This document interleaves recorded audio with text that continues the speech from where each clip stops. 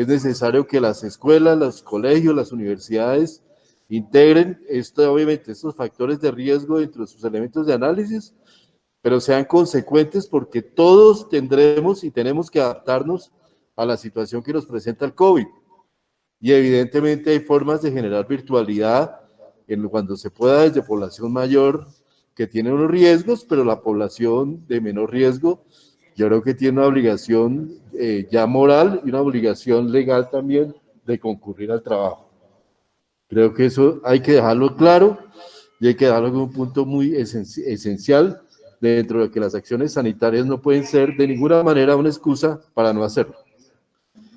Frente a esa situación, también en el ámbito de los territorios, es muy importante tener en cuenta que evidentemente tenemos territorios de diferente situación. Nosotros tenemos una importante cantidad de municipios de baja afectación, donde los riesgos son efectivamente menores. Eso no solamente aplica para educación, sino para todos los sectores de la economía y los sectores sociales. Los municipios de baja afectación pueden tener unas condiciones de normalidad en el funcionamiento mucho mayores que los que tienen los municipios de alta afectación. Mucho más en el escenario que estamos pasando, en el cual la epidemia está bajando ya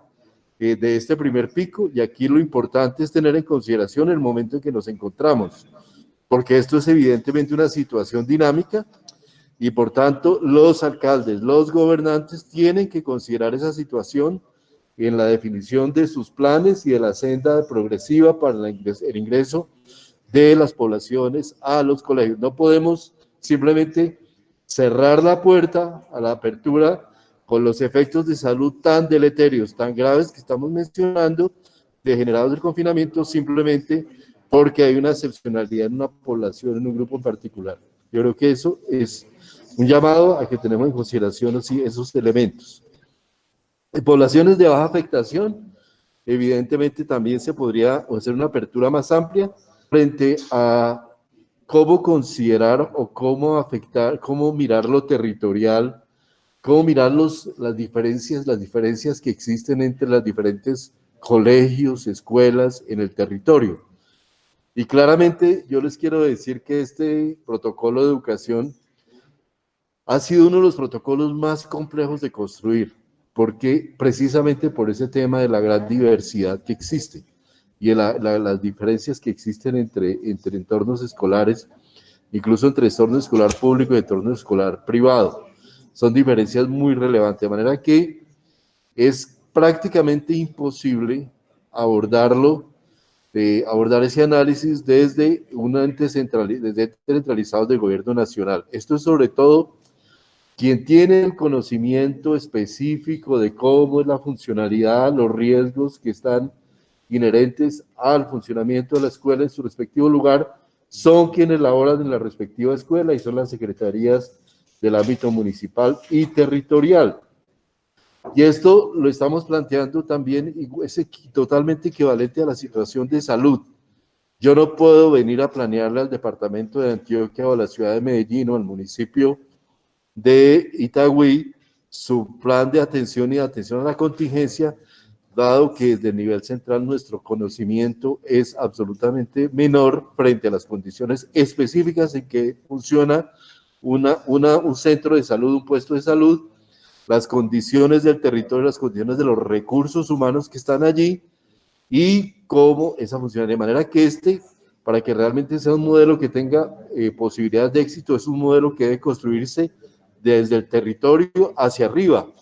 Y quienes estamos en el gobierno nacional, nuestra principal preocupación es evidentemente generar los lineamientos, los protocolos, las normas para que esto pueda hacerse dentro de esa amplitud. Y en ese sentido quiero resaltar que nuestro trabajo con el sectorado de educación ha sido absolutamente bueno, ha sido un trabajo absolutamente dedicado. Creo que hemos trabajado profundamente en la generación de las políticas y los protocolos que se ha dado. Hemos tenido la capacidad de generar entornos en los cuales se ha agregado y se ha generado conocimiento y se ha ido construyendo y consolidando el conocimiento,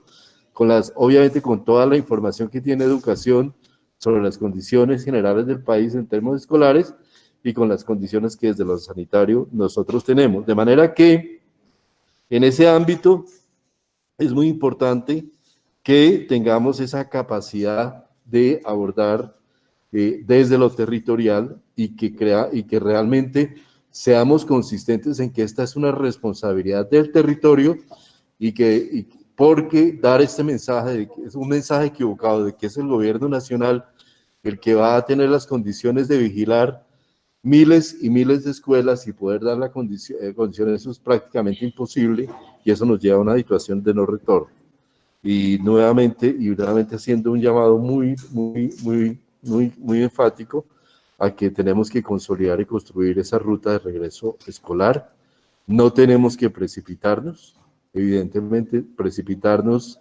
no necesariamente la mejor solución. Hay países que han tenido que ir de regreso, y eso lo sabemos todos, países que han abierto, han tenido que regresar, pero yo sí creo que tenemos que tener una ruta y eso es lo que hemos venido consolidando con el Ministerio de Educación. Creo que mucho del trabajo está desde las alcaldías, desde los entes territoriales, en lo que tiene que ver con la respuesta a los protocolos, lo cual estaremos trabajando intensamente durante el próximo mes.